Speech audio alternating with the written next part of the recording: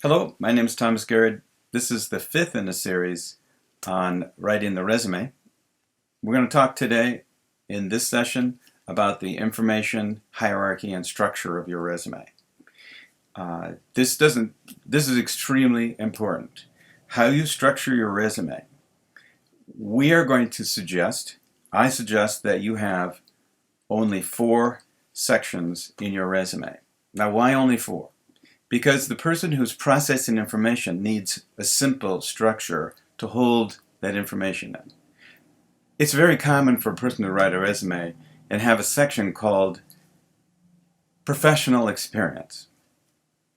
They have another section called, unprofessional experience, but they could have all these different experience sections. They might have a volunteer experience section, but there are many different experience sections. When you do this, you are complicating your resume and the information people are trying to process. So simply one section on experience. So we're going to make your structure simple. It's going to be objective, it's going to be skills, it's going to be experience, and it's going to be education. There are lots of things you're thinking about. Well, what about references? What about associations? What about all these different things? Awards. They don't belong on your resume because your resume is trying to pique interest. You are trying to give them enough information. There are lots of places you can talk about associations and awards. Now, awards, where they're really relevant, should go into your experience because an award is related to experience. So we wouldn't want to have another section on awards where they have to figure out how to match that to your experience. They already have to match your skills to your experience. We'll talk more about that. But keep your resume hierarchy simple and give the information in the order of its importance to your reader. We talked about our audience and who they are and what their burning questions are. Remember, the first question was, does this person want this job? So we are going to put our objective at the top, and in the objective we're going to say the first words are objective, title of the job you're seeking. And when you do that, you say, I want this job. You're answering that question, and you're taking that burning question away so they can now focus on the rest. But they still have another burning question, and that is, okay, so he wants this job. Why should I consider him a credible candidate?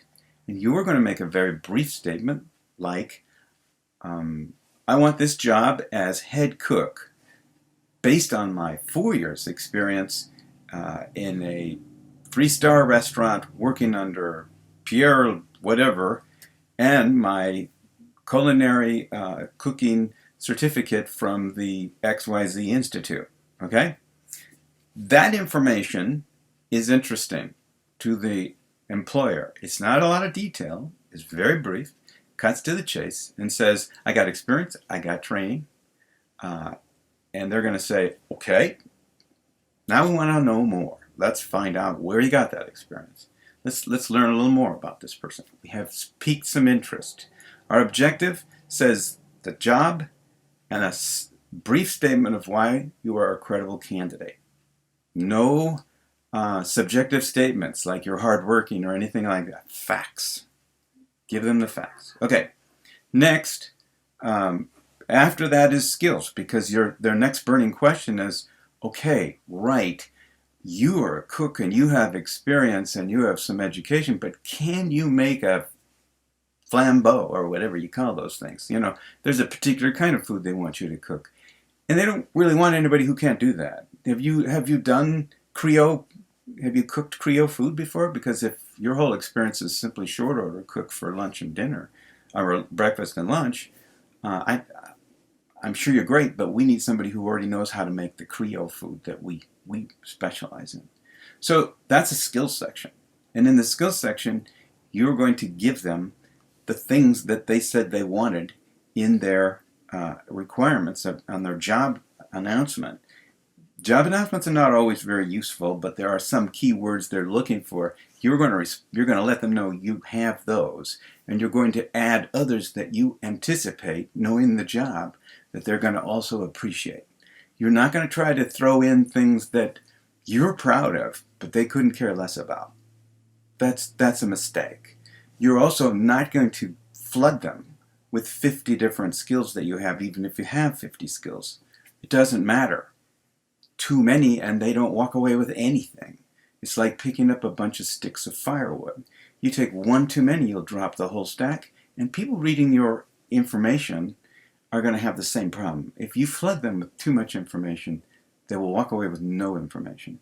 So 16 skills, succinctly stated. We're not talking about a paragraph here on any skill. We're not even talking about a phrase. You can design websites. You know HTML. You're going to say HTML, CSS. You're going to say MySQL. You're going to say customer relationship database, CRM, or whatever. You're going to make these very succinct and specific skills that you're going to list in a matrix of 3 columns, making sure there's no more than 4 in each column. So you're structuring it so they can read it and see it, and you're going to make sure you're not going to go too many. 16 is actually probably a hair too many. I'd go 12 if I could, it depends. Then you're going to go for your experience. And in your experience, you're going to talk about your jobs and the work that you've done, and you're going to refer back to your skills. Now we're going to talk in another lecture about how you express yourself. That's extremely important. Most resumes are very ineffective because these bullets that you put under your job are going to be full of things that maybe they're nothing more than a cut and paste from a job description, which is total waste. You must write something that's meaningful and that is interesting, because your job is to make them want to know more about you. So you're going to put some information under each job, and the last heading, as I said, was your education. Now maybe you have all kinds of education, but please don't put down in your education department any education that is irrelevant to the job you seek. And don't waste your readers' time with a long list of in-service courses that you took. That's not what we're talking about when we're talking about education. Don't tell them that you were on the dean's list. I'm proud of you for that. Your parents should be proud of you for that. But when you get into the work world, your awards in school are for your parents and for you. You can put them on your wall when you get a job. But your employer, your hiring person, you don't want to hear about that, because that's for kids.